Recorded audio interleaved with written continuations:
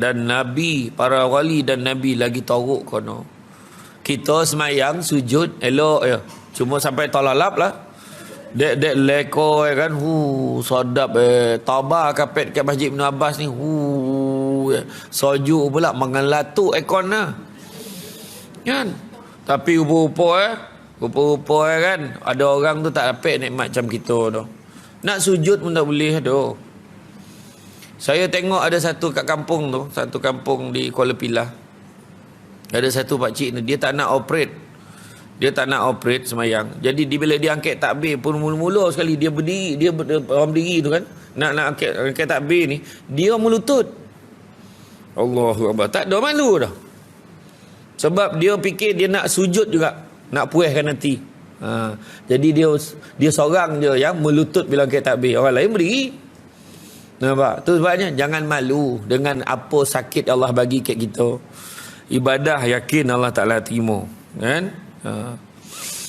Ya, para nabi, para wali kita sujud tak pernah lagi lah sujud orang ambil letak nasi goreng kau kat tongkuk gitu. Padan muka kau.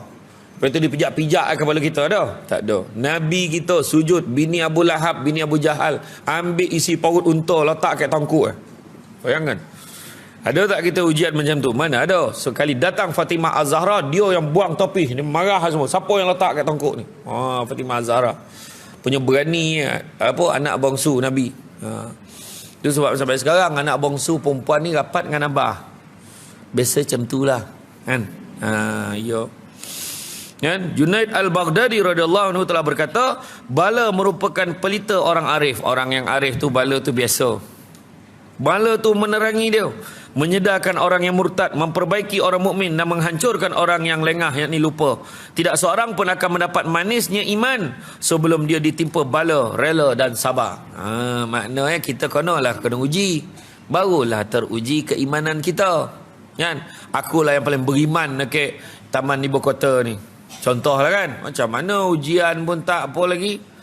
Kan, aku rasa aku paling beriman. Tak, nak tengok contoh macam hari tu kan kita bincang tu, yang macam penyanyi Nora tu kan. Dia dah lah mula suami dia ambil nyawa. Lepas tu anak pula. Jangan main. Hilang laki satu hal, hilang anak main. Ramai kenapa lah kau tak ambil nyawa aku dulu. Mak cakap betul tak kan? Macam kisah Abang Boceh itu. Kan? Nyawa dia yang dia ambil dulu. Dah tak ada dia baru tahu betapa baik dia tu. Sebab dalam pepatah Jawa dia sebut, don't judge the book by its cover.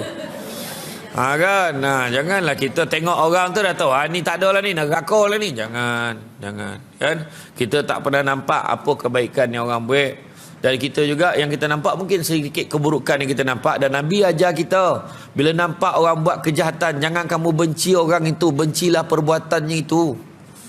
Perbuatan itu kita benci kan, dia kita okey, kita pujuk-pujuk lah dia. Kau ni gayah hoi. Contoh, bukan nama sebenar. Berhenti-berhentilah cerita pasal orang kan. Habis nak cerita pasal apa? Baru tak lah. Bila kau cerita pasal orang tu baik dosa, jangan. Kita dah lah apa kan, kita ni makin lama makin tua. Allah nak jemput nyawa ni bila-bila ya. Jadi kita ni hati-hatilah dengan apa yang kita cakap. Dan takut benar ni, dan sayang kat kau tu, dan togo tu. Ayat dia kan. Yalah, makasihlah. Edan mulut dia jahat, hati baik. Tu biasa tu ayat nampak. Hati kalau dah baik, mulut pun kena baik. Kemudian Rasulullah SAW juga bersabda, barang siapa sakit semalam, siapa yang sakit semalam, dia sabar dan rela kepada Allah, maka bersih daripada dosa bagaikan ketika dia lahir dari perut ibunya. Jika engkau sakit, janganlah segera meminta sembuh. Itu yang susah tu. Orang lagi nak dorang sembuh, sakit dah, pening dah lah, tak teraya dah, mati lagi baik dia ayat kan. Kadang ada yang macam tu. Kadang-kadang yang kita marah siapa je tengok. Hidung tu sumbek sebelah. Aduh, susah betul nak tidur. Hei. Dia marah. Dia macam joget dalam bilik tu.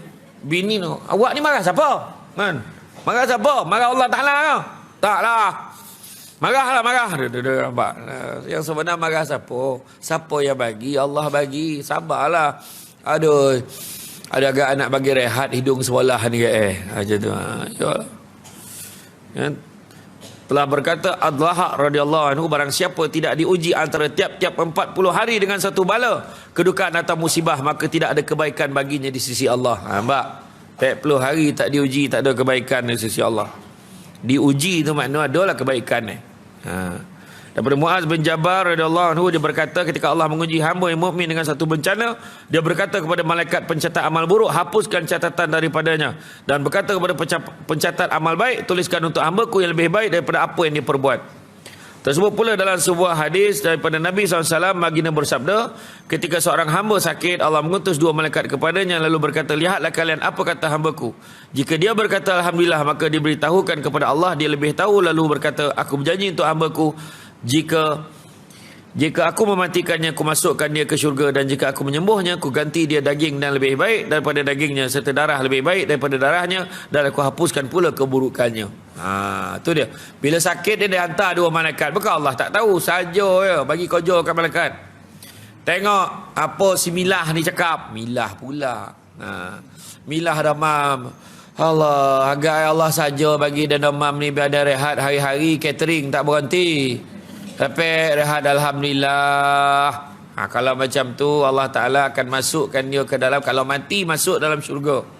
Kalau dia hidup akan digantikan daging dengan darah, dengan daging dan darah yang baru. Tu sebab orang yang ngelak demam nak menobeh, nak basuh segala benda, nak dibasuh nak disapu semua. Lepas tu siap tanya kawan, hari ni nak lapak kat mana? Kan? Tu kegembiraan tu. Tetapi kalau andai kata dia tu merungut, taruhlah ni mati lagi baik. Dalam satu hadis sebut bagaimana Allah Ta'ala beritahu, suruhlah dia sembah Tuhan selain aku. Nauzubillah, tak jauhkan. Tersebut dalam kisah ada salah seorang lelaki fasik dari Bani Israel. Orang sekampung tidak dapat lagi membendung kefasikannya. Mereka mengadu kepada Allah. Ada satu tauk fasik ni, kan, berpura-pura macam-macam mana buat. Lalu Allah memberi wahyu kepada Nabi Musa AS bahawa di antara Bani Israel itu ada seorang pemuda fasik. Kemudian Musa mengusir pemuda itu dari kampung mereka sehingga mereka tidak terjilat api neraka oleh kefasikannya. Sebab kalau dia ada terasa macam teruk benar hidup dia dah dengan orang fasik ada di kelilingin dia ni. Maka pergilah pemuda itu ke satu kampung. Kemudian Allah SWT memerintahkan lagi agar Nabi Musa AS mengusirnya. Pergi ke kampung ni, suruh Nabi Musa halau lagi. Jangan bagi dia duduk ke kampung tu. Maka sehinggalah pemuda itu pergi ke satu tempat yang tidak terdapat manusia, tanaman, binatang liar ataupun burung. Kering kontang, tak ada apa makhluk pun kat sana. Kan? Di situlah dia sakit dan tidak ada pula yang menolong. Dia jatuh ke tanah, dia meletakkan kepalanya sambil berkata, macam tu dia letak kepala dah terlentang macam tu kan. Dia kata, kalaulah kepalaku ini dipangku oleh ibuku, tentulah dia mengasihiku, tentulah dia menangis meratapiku. Kalaulah ayahku ada di sini, pastilah dia akan menolong dan merawatku. Kalaulah istriku ada di sini, tentu akan menangisi kematianku. Jika anak-anakku ada, tentulah mereka akan tersedu-sedu mengiringkan jenazahku. Lalu mereka akan berdoa, ya Tuhan, ampunilah ayahku ini yang lemah, fasik, derhaka, yang terusir dari kota kampung dan dari kampung ke padang yang gersang, yang keluar dari dunia ke akhirat tanpa harapan satu apapun. Ya Allah, Engkau telah memisahkan aku dari orang tuaku, anak-anakku dan istriku, namun janganlah Engkau pisahkan aku dari rahmat-Mu. Ayat ni nak menggambarkan kebergantungan kita kepada Allah. Dia ni dah isa fasik ni, neraka dah ni kan. Tetapi Nabi Musa AS dah halau dia dah. Bila dia terlantang tu, last minute ni, masa kecederaan kan, dah nanti dia kata kalaulah ada mak dan tentulah dia pun sedih di pangku dan ni. Kok ada anak-anak dan tentu tersodu-sodu dengan hantar dan sampai ke kubur. Kalaulah ada ayah dan tentulah cuba diusap-usap, dirawat dan ni biar dia elok. Kan? Kan? Ya Allah, kata, kau pisahkan aku dari orang tuaku, kau pisahkan daripada bini dan anak-anak, dan tapi janganlah kau pisahkan aku daripada rahmat-Mu. Dia minta dengan Allah. Sesungguhnya Engkau telah membakar hatiku sebab berpisah dengan mereka, namun janganlah kau bakar hati ini dengan neraka-Mu kerana kemaksiatanku. Masih lagi ingat Allah masa itu. Kemudian Allah mengutuskan bidadari menjelma menyerupai ibunya, bidadari lain menjadi istrinya. Begitu juga Ghilman, anak-anak syurga, menjelma sebagai anak-anaknya, serta mengutus malaikat seolah-olah menjadi bapanya. Mereka duduk di sisinya dan meratapinya sejibik macam apa yang dia minta tadi. Boleh basuh pula sekarang. Sejibik, kan, sama. Sesungguhnya ini ibu bapaku, isteriku, anak-anakku telah hadir di sisimu. Maka legalah hatinya sehingga dia pulang ke rahmatullah dengan suci terampun dosanya. Itu sebab penting tu kita last tu yang kita doa hari-hari. Allahumma khtim alaina bihusnil khatimah. Nampak tak? Penyudah yang baik kita minta. Biarlah last tu paling tidak Allah. Tu dapat kita sebut Allah. Macam tu lah. Kan? Paling tidak kumat kamit tu. Sebut Allah. Tu yang kita minta benar. Last dah tu. Kan?